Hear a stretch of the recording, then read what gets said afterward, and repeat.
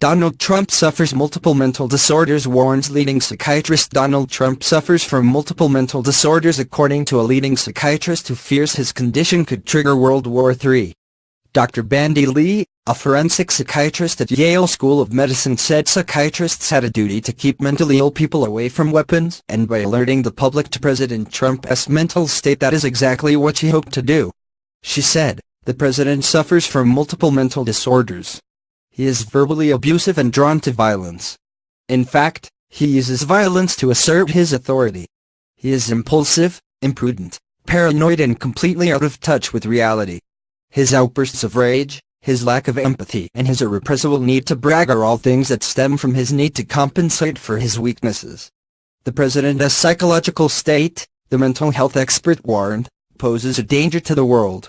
She said, "His behavior could trigger a war. Nothing can stop him when he feels obliged to totally destroy North Korea and therefore the world.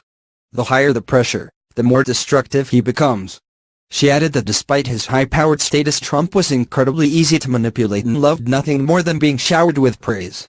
Ms. Lee said, "It as a result of his fragile self-esteem